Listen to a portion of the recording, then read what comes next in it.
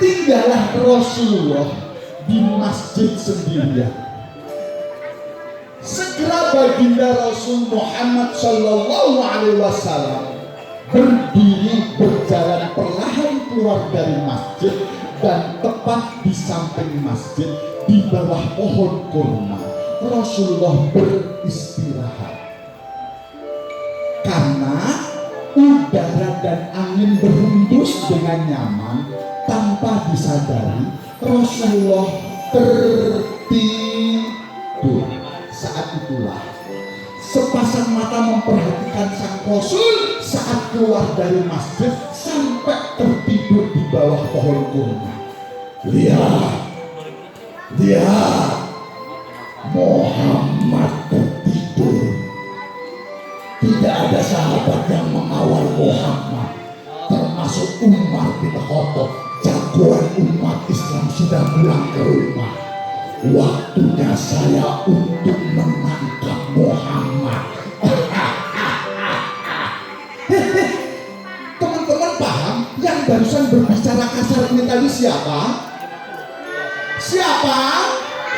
Betul, Dakur yang kemarin mengendarai kuda perang. Hari itu Dakur sudah sampai di kota Madinah, bahkan berdiri tidak jauh dari Rasulullah.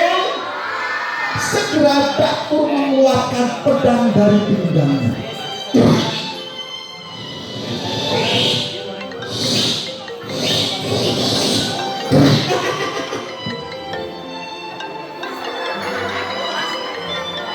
Perlahan Dakur mendekati sang Rasul.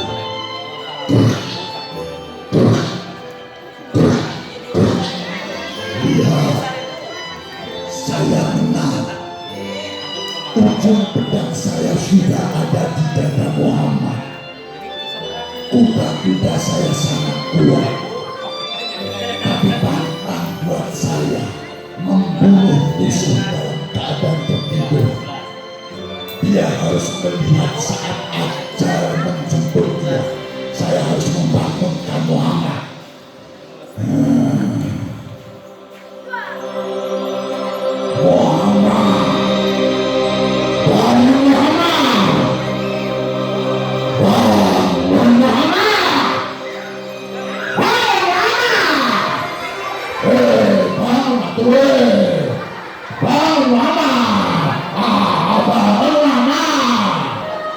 Saat itu dalam tidurnya Rasulullah merasa ada benda tipis tajam dan dingin menempel di badannya. Teman-teman paham benda apa itu? Benda apa? Pedang. Tapi Rasulullah ketika terbangun, matanya terbuka. Ternyata Rasulullah tidak menunjukkan rasa takut. Saat Rasulullah tidak takut, justru Dakur yang jagoan merasa gentar. Biasanya ketika musuh-musuhnya sudah ditodong dengan pedang terhunus akan ketakutan. Kenapa kali ini musuh bebuyutan yang bernama Nabi Muhammad justru tidak takut? Saya harus membentak lebih keras biar Muhammad semakin takut. Lihat mata saya Muhammad. Sebentar lagi nyawa kamu melayang. Sekarang siapa yang akan menolong kamu dari ketajaman pedang saya? Siapa? Siapa Muhammad?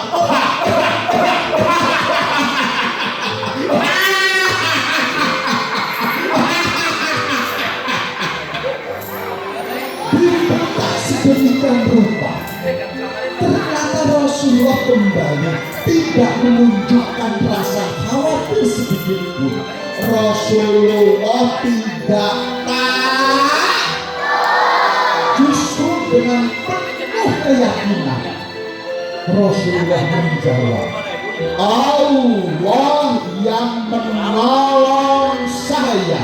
Teman-teman bisa menirukan Kak Ucok? Allah yang menolong saya. Orang kompak, Allah yang menolong saya.